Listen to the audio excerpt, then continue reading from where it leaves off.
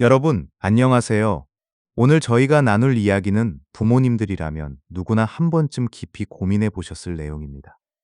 바로 아이들의 평생을 좌우한다는 3세에서 7세 사이의 결정적 시기에 관한 이야기죠. 맞아요. 이 시기는 인간의 생애 중 뇌의 가소성이 가장 극대화되는 시기잖아요. 단순히 지식을 머릿속에 집어넣는 때가 아니라 세상을 지각하고 정보를 처리하는 근본적인 메커니즘 자체가 완성되는 때라고 할 수 있어요. 그래서 부모님의 올바른 개입과 환경 조성이 그 어떤 시기보다 중요하죠. 영유아기의 뇌는 주변 환경에서 오는 자극을 바탕으로 신경망을 정교하게 만들어 간다고 하더라고요. 특히 감각적인 탐색이나 놀이를 통해 지능과 창의성의 토대가 마련되고 만 6세를 전후해서는 성격과 개성의 기본 틀까지 형성된다고 하니 이 시기가 왜 평생 학습의 기초가 되는지 실감이 납니다. 그래서 흔히 부모를 아이의 첫 번째 교사라고 부르나 봐요. 아이들의 학습 효율을 결정짓는 건 단순한 지능 지수보다 정서적인 안정감과 내적 동기가 훨씬 크거든요. 아이가 보내는 신호에 즉각적으로 동조하고 반응해주는 돌봄이 안정적인 애착을 만들고 훗날의 사회적 기술이나 회복 탄력성까지 높여준다는 연구 결과도 많습니다. 신체 발달 측면도 눈여겨봐야 해요. 3세에서 5세 사이 아이들에게 움직임은 그 자체가 학습의 연장선이잖아요. 대근육과 소근육 조절 능력이 비약적으로 발달하면서 두발 점프나 가위질 같은 활동을 통해 균형 감각을 익히게 되죠. 재미있는 건 이런 신체적 민첩성이 공간 지각력은 물론이고 훗날 수학적 사고의 기초가 되는 서열화나 분류 개념으로까지 이어진다는 거예요. 인지적인 면에서는 부모님들을 조금 피곤하게 만드는 특징도 나타나죠. 바로 끊임없이 왜? 라고 묻는 호기심 폭발 시기입니다. 피아제의 전조잡기 이론에 따르면 이 시기 아이들은 아직 자기중심적 관점에서 세상을 해석하긴 하지만 현상 간의 인과관계를 파악하려는 강력한 의지를 보인다고 해요. 이때 부모님들이 즉각 정답을 주기보다는 가설적인 질문을 되돌려 주어서 아이 스스로 논리적 결론에 도달하게 유도하는 것이 좋습니다. 에릭슨의 발달 단계로 보면 이 시기가 주도성 대죄책감이 형성되는 때이기도 하죠. 자기가 입을 옷을 직접 고르는 것 같은 일상적인 결정을 스스로 해보도록 허용해 주셔야 건강한 자아 정체성이 확립됩니다. 역할 놀이를 통해 타인에게 공감하는 능력이나 공동체 규칙을 자연스럽게 익히는 것도 중요하고요.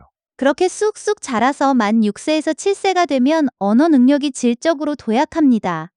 어휘가 폭발적으로 늘고 성인과 소통할 만큼 복잡한 문법 구조도 쓰게 되죠. 어제와 오늘, 오른쪽과 왼쪽 같은 추상적인 개념도 명확히 이해하기 시작해요. 특히 글자에 대한 관심이 커지는 문자 민감기인데 이때 억지로 암기시키기보다는 자기 이름 쓰기나 독후 활동으로 내적 동기를 유발하는 게 문해력 발달에 훨씬 좋습니다. 수리적 사고나 과학적 탐구 역량도 이 시기에 확연히 깊어집니다.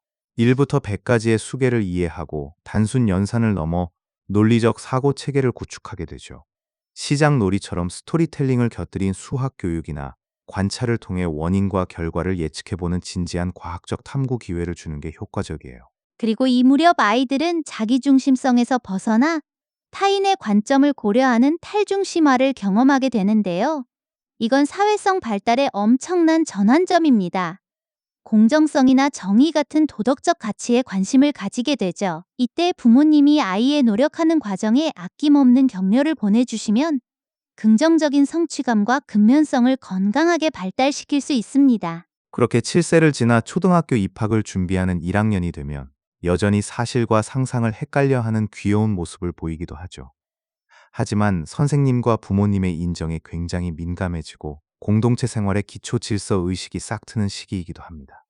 그래서 다른 아이들과의 결과 중심적 비교보다는 긍정적인 자아감이 단단하게 형성되도록 지지해주는 게 학교 적응의 핵심 열쇠가 됩니다. 앞서 아이들의 발달 단계를 쭉 짚어봤는데 이런 성장을 든든하게 뒷받침해 주려면 학습 환경을 어떻게 조성하느냐가 정말 중요합니다. 우선 물리적 환경부터 볼까요?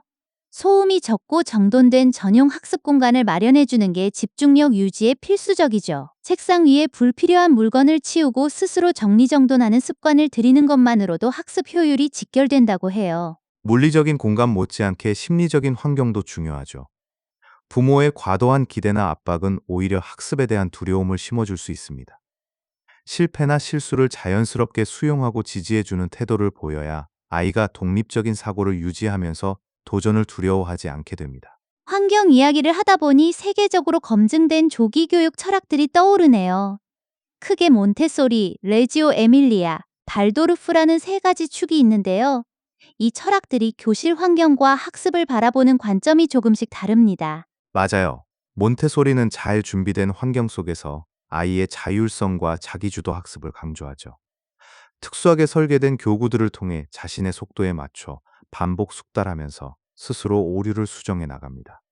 집에서도 비싼 교구 없이 옷 입기나 물 따르기 같은 일상생활 기술로 몬테소리 철학을 실천해 볼 수 있어요. 반면에 레지오 에밀리아는 공동체 내에서의 협력과 아이들 관심사에서 출발하는 장기 프로젝트를 중시하죠. 발도르프의 경우는 너무 이른 인지적 자극을 피하고 예술 활동과 자연의 리듬을 통한 전인적 발달을 추구하고요. 부모님들은 이 철학들의 장점을 유연하게 가져와서 우리 아이 성향에 맞게 가정에 혼합해서 적용해 보시면 좋을 것 같아요. 어떤 교육 방식을 택하든 부모가 아이를 성장시키는 가장 강력한 동력원은 결국 칭찬입니다. 신발을 스스로 정리하는 아주 사소한 행동부터 구체적으로 칭찬해 주는 게 좋다고 해요. 특히 충동을 참고 규칙을 지켰을 때 그걸 당연하게 넘기지 말고 노력한 점을 짚어주는 게 긍정적 자아평가를 유도하는 비결이죠. 아이의 원령에 따라 칭찬을 받아들이는 방식도 달라진다는 점이 흥미로워요. 20개월 미만은 부모의 밝은 표정과 톤으로 긍정적 정서를 느끼고 2, 30개월은 어른의 반응을 탐색하며 스스로 해보려는 자율적 노력을 칭찬받고 싶어 합니다. 30개월이 넘어가면 스스로 잘했는지 판단하는 내면의 기준이 서서히 형성되기 시작하죠. 전문가들이 추천하는 제대로 칭찬하는 3단계 기법이 있더라고요. 1단계는 바람직한 행동 직후 즉각적으로 칭찬하기. 2단계는 머리를 쓰다듬거나 안아주는 신체적 접촉 더하기. 3단계는 진심으로 기뻐하며 함께 놀아주는 심리적, 사회적 보상 제공하기입니다. 물질적인 보상보다 이런 상호작용이 장기적인 학습 동기 유발에 훨씬 효과적이라는 거죠. 여기서 꼭 명심해야 할 원칙이 하나 더 있지요. 결과가 아닌 과정을 칭찬하는 겁니다. 머리가 참 똑똑하네 같은 절대적 평가보다는 여러 번 포기하지 않고 시도하는 모습이 정말 멋지다라는 묘사적 칭찬을 해주는 거예요. 이렇게 하면 아이가 열심히 하면 해낼 수 있다고 믿는 노력귀인 사고방식을 갖게 되어서 훗날 어려운 과제 앞에서도 쉽게 주저앉지 않게 됩니다. 칭찬만큼이나 부모님들을 고민하게 만드는 게 바로 훈육일 텐데요. 먼저 훈육과 체벌의 차이를 명확히 이해해야 합니다. 훈육의 진짜 목표는 아이 스스로 올바른 행동을 하도록 돕는 것이지 부모의 감정을 배출하는 게 아니거든요. 매를 들거나 소리를 지르는 체벌은 행동을 바꾸기는커녕 적개심과 낮은 자존감을 만들고 공격성을 모방하게 하는 치명적인 부작용만 낳습니다. 체벌 대신 효과적인 민주적 훈육을 하려면 평소와 다른 단호하고 일관성 있는 어조를 사용하는 것이 중요해요. 몸을 낮춰 아이의 눈을 맞추고 왜 그런 행동을 했는지 경청하는 태도가 먼저 선행되어야 하죠. 그런 다음 너 왜 그래? 라고 비난하기보다는 네가 약속을 안 지켜서 다칠까봐 엄마는 너무 걱정돼 라는 식의 나 메시지를 사용하면 아이의 자존감을 다치지 않게 하면서 마음을 움직일 수 있습니다. 아이가 심하게 버릇없이 굴 때는 조용한 장소에 잠시 격리하는 타임아웃 기법을 써볼 수 있습니다. 만 3세 이상부터 효과가 있는데 절대 화를 내서는 안 되고 나쁜 습관을 고치기 위함임을 단호하게 납득시켜야 해요. 시간이 끝난 뒤 아이가 바른 행동을 보이면 즉각 칭찬해주는 마무리도 잊어선 안 되겠죠. 만약 아이가 고집을 부리며 지시에 따르지 않는다면 3단계 지시법이 유용해요. 첫째, 말로 지시한 뒤 잔소리 없이 5초간 침묵하며 기다립니다. 둘째, 그래도 듣지 않으면 손으로 가리키며 다시 5초를 대기합니다. 셋째, 끝까지 거부하면 단호하게 아이 손을 잡고 신체적 안내를 통해 강제로 수행하게 하되 이때는 어떤 보상도 주지 않는 거죠. 침묵이 주는 긴장감을 활용하는 게 포인트예요. 육아를 하다 보면 손가락을 심하게 빨거나 손톱을 물어뜯는 습관 때문에 걱정하시는 분들도 많아요. 이건 대개 심심하거나 부모의 과도한 통제로 불안함을 느낄 때 나오는 자기 위한 행동이거든요. 야단치기보다는 훌륭한 놀이 상대가 되어 주의를 환기해주고 억압된 심리를 건강하게 발산할 수 있는 신체 활동을 늘려주는 것이 훨씬 좋은 처방입니다. 거짓말을 할 때도 당황하지 마셔야 해요.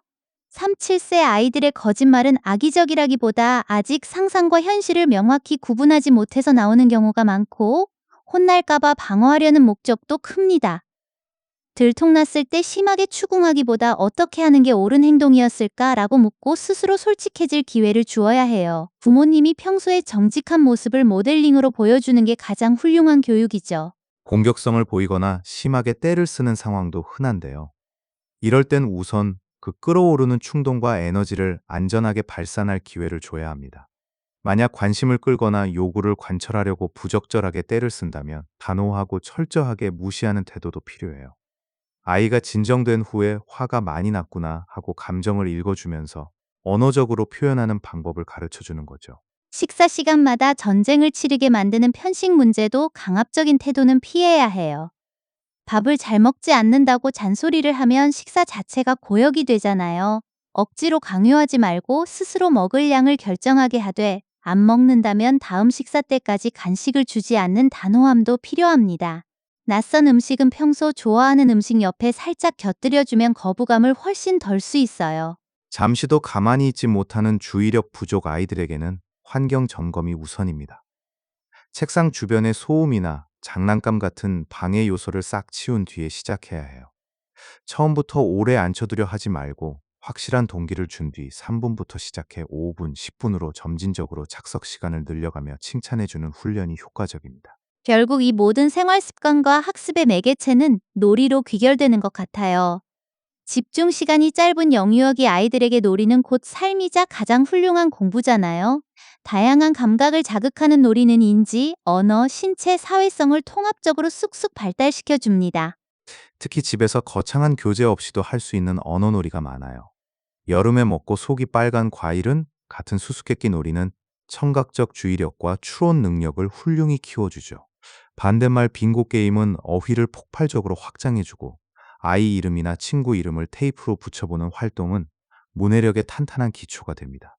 언어 놀이뿐만 아니라 수리 감각을 키워주는 놀이도 흥미로워요. 추상적인 숫자를 구체물로 만지며 익히는 게 핵심인데요. 주사위를 던져 나온 숫자만큼 나무 그림에 사과 스티커를 붙이는 놀이는 양에 대한 직관적인 이해를 돕습니다. 수건으로 여러 물건을 덮은 뒤 몰래 하나를 빼고 사라진 걸 맞히는 놀이는 시각적인 작업 기억력을 획기적으로 높여주고요. 스스로 충동을 억제하고 주의를 집중하는 실행 기능을 훈련하는 놀이도 아주 중요합니다. 해외에서도 실행 기능 향상을 위해 많이 권장하는데요. 음악을 틀고 춤을 추다 딱 멈추는 얼음땡 놀이는 전두엽을 자극해 반응 억제력을 키워주죠. 무궁화 꽃이 피었습니다나 지시어 앞에 특정 단어가 붙을 때만 행동하는 가라사대 놀이도 자기 조절력과 인지적 유연성을 재미있게 훈련시켜줍니다. 유치원 연령이 되면 쿼클이나 세트 주니어 같이 규칙이 있는 보드게임을 함께 해보는 것도 두뇌를 유연하게 만드는 데 큰 도움이 돼요. 그리고 동화책을 읽고 소품을 직접 만들어보는 책놀이, 즉 북쉬 플레이는 독서 경험을 현실로 확장하면서 상상력과 시나리오 계획 능력을 길러줍니다. 이렇게 오프라인에서 몸으로 부딪히며 노는 것도 중요하지만 우리 아이들이 태어날 때부터 스마트폰과 함께 자라는 디지털 네이티브 세대라는 현실도 피할 수 없죠. 이제는 디지털 기기를 무조건 차단하기보다 멍하니 바라보는 수동적 소비자가 아니라 교육적 목적을 위해 주도적으로 활용하는 창작자가 되도록 이끌어줘야 하는 시대입니다. 그래서 세계적인 전문가들이 제시하는 매체 이용의 황금률이 있습니다. 만 2세 미만 영아는 화면 노출을 지양하고 만 2, 5세는 하루 1시간 이내로 반드시 제한하라는 것이죠.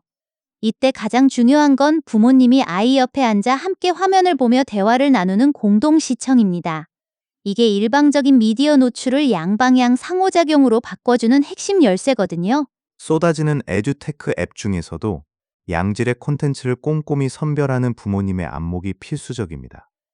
연령에 맞게 상호작용이 잘 설계되어 있는지, 아이의 개인정보는 잘 보호되는지, 부적절한 상업성 광고는 없는지 사전에 꼭 확인해야 하죠. 유아기부터 디지털 시민성의 기초를 다지는 것도 잊지 말아야 해요. 가정에서 먼저 저녁 식사 전 30분만처럼 사용 시간과 공간에 대한 규칙을 아이와 함께 명확히 세워야 합니다. 다른 사람의 사진을 찍을 땐 허락을 구해야 한다는 기초적인 저작권과 초상권 개념도 알려주고 온라인에서도 예쁜 말을 쓰도록 자연스럽게 지도해야 하죠. 가장 이상적인 디지털 교육은 결국 오프라인 활동과의 통합입니다. 태블릿으로 공룡 뼈 맞추기 앱을 즐겼다면 주말에는 자연사 박물관에 가서 실제 화석을 관찰하는 식으로 보완해 주는 거죠. 스크린을 보는 시간만큼 모래를 만지고 흙을 밟는 언플러그드 신체 활동을 듬뿍 제공해야 뇌가 균형 있게 발달할 수 있습니다. 오늘 정말 많은 이야기를 나누었는데요. 다가올 미래 사회에서 우리 아이들에게 가장 강력한 무기가 되는 건 단순한 지식의 양이 아닐 겁니다. 스스로 나는 할 수 있다고 굳게 믿는 자율성과 살아가며 역경을 만나더라도 다시 툭툭 털고 일어설 수 있는 회복 탄력성이겠죠. 부모님의 따뜻한 지지와 격려 속에서 이 힘은 단단하게 자라납니다. 맞습니다. 아이는 우리가 지식을 억지로 채워 넣어야 할 텅 빈 그릇이 아니라 스스로 환하게 빛을 낼 수 있는 등불이라는 비유가 마음에 깊이 남네요. 세상에 완벽한 단 하나의 교육법은 없습니다. 우리 아이 고유의 기질에 맞춰 부모님도 유연하게 대처하시면서 이 짧고도 소중한 유아기를 온 가족이 함께 웃으며 성장하는 즐거운 여정으로 채워가시기를 진심으로 응원합니다.